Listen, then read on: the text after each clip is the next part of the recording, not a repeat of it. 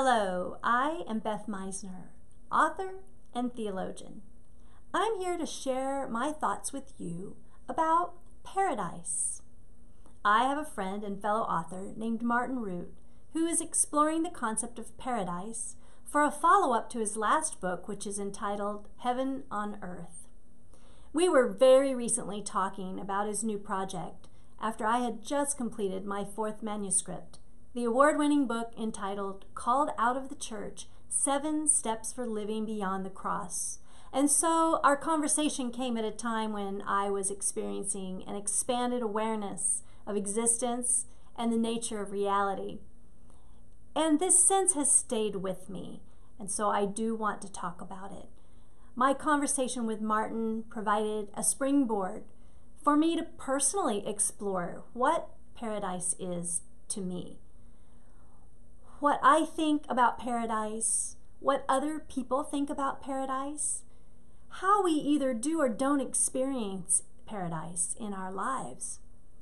I thought you might like a window into the way a theologian's mind works with regards to these types of concepts.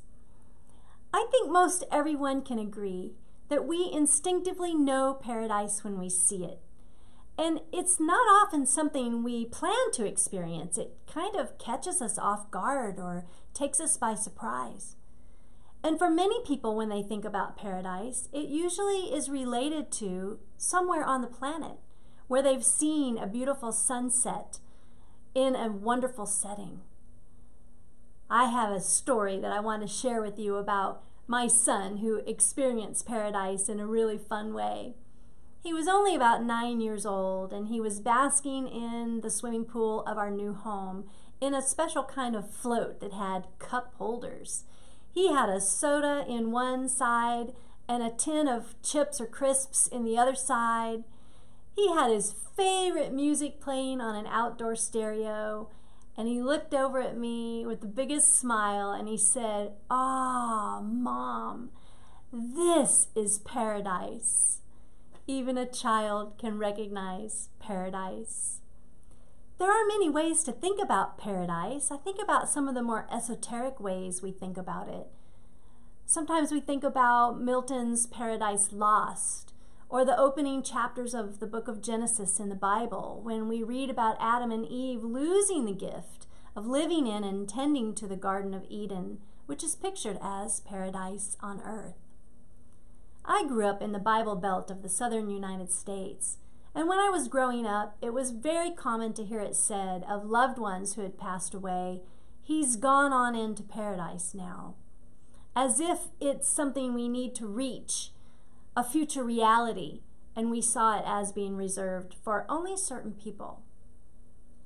We never considered that we hold paradise within ourselves. Have you considered that? That it's not simply something that happens on the outside and we take note of it or we're surprised by it.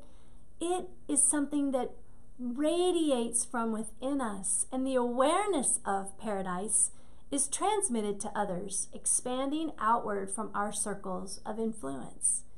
Paradise is here and now, and is in within everything that exists, imprinted on all of creation.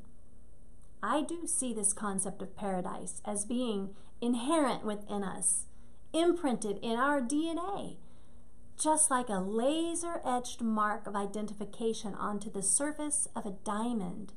The imprint of paradise is on every packet of energy, every atom, every subatomic particle, and even on every quantum particle of the manifest world. Let me explain what I mean and why I say this. You see, before the existence of the physical body you inhabit today, well, this is interesting to think about. Do you have the sense that you're a physical being who is able to have spiritual awarenesses and experiences? Or do you have the sense that you're a spiritual being, a soul, which has this physical technology in which you can enter into this dimension? Most of us have one or the other view of the reality of life. Now, I know there are other ways to experience life. I have friends who feel they're simply a product of biology and that there is no spiritual aspect or soul within the biological product. I suspect they're not watching this program, and so I'm going to simply keep my observations located here with the first two possible ways to experience life. And I'm also not here to persuade anyone to have the same sense about the mystical nature of life that I may have, but my comments, my remarks are going to naturally flow from my personal bias, which is that we are souls, spiritual in nature, who are here in this time and space within the physical technology we call the body. So let me go back to the question. Before the existence of the physical body you inhabit today, where were you? And let's stop again to talk about who is this you I'm referring to. And this is why philosophy can be a bit frustrating if you're not used to engaging in this kind of exchange of ideas. Every concept needs to be quantified so you know what I'm actually talking about. Otherwise, the dialogue can be a bit like a cruise ship that is so slightly off course when it leaves a harbor that you know it won't end up where it was headed. And I want to keep you on the trajectory I've set so we both come to the same destination. So again, before the existence of the physical body you inhabit today, where were you? I want you to experience the you I'm referring to. So go ahead and take a moment right now and simply close your eyes. Think about the part of you on the inside who has never felt any different, who never feels older no matter how old you actually are. That is the you I mean. The part of you who is simply aware, watching all that is unfolding, sometimes commenting, that small voice you hear inside from time to time, and I don't mean the judgy one, but the voice of wisdom. Mostly, this part of you is just being present and aware. Okay, so if you haven't already, you may open your eyes now. In my book, Called Out, which is a parable, a story about a lady named Helen who is looking for a way to go beyond a weekly rehearsal in church of the momentous event of Jesus dying on the cross. This character, Helen, is introduced to the concepts of integration, disintegration, and reintegration. I want to focus on these three phases of life to illustrate why I say that paradise is imprinted on all of creation. Before any of us were born, the soul, the spirit, was completely integrated with the energetic expression of love, that which we have named God.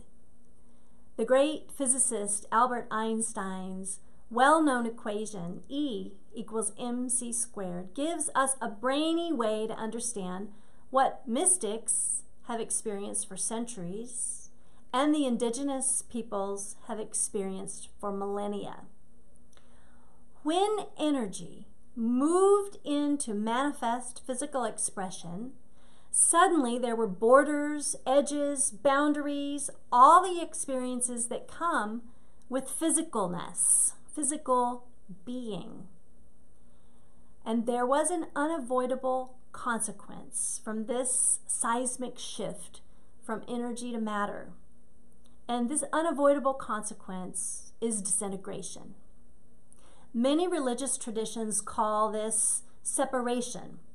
Some of the branches of my faith tradition call this original sin or the fall of humanity, paradise lost. No matter what it is called, the sense of it is that we are no longer a part of that, of God, all that is. We have literally lost paradise, and we feel that deeply in our psyche. We've come into form, and we perceive and feel that we've lost our original expression of being. And that change is so extreme, and it feels so real that we forget we are still completely one with all that is. And as a result, we need structure. ways to frame our understanding about what has happened to us. And again, religion can give us that through different leitmotifs used within the various traditions. All of these functions have the same goal, helping us reach reintegration. In my faith tradition, it is Jesus' atonement on the cross that helped me experience at-one-ment, atonement, at-one-ment, unity with God, the Holy Trinity, all people. And really I came to learn all of creation because there is nothing else.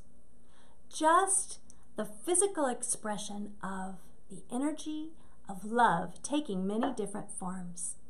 That's the imprint of paradise. That is the laser engraved serial number on every component, every packet of energy that makes up this physical created world. In my book, Helen learns about Christ consciousness, and that's probably not something you're going to learn about in church, unfortunately. This is why I've used the title for my book called Out of the Church, 7 Steps for Living Beyond the Cross, because I believe that if we don't grow beyond that moment of atonement into a remembering of complete integration, paradise, then we are destined to perpetuate the win-lose model. Some go on into paradise, while others are left behind. We stay stuck in such extreme tribal divisions that it leads to the most awful ways to treat others because we don't see ourselves in them. We don't see the universal Christ in the other, in the birds, in the rivers, the planets, the stars, right here, right now. It's not something that is held somewhere else for us as a reward.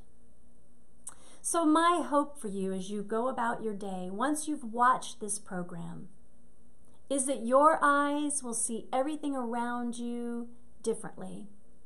That your heart will be so wide open toward yourself, the Christ manifested all around you and inside of the person called by your name. And my hope is that love will just hold you and pour out of you, and you will know that you are fully integrated into God, living in the fullest expression of the promised paradise right here and right now.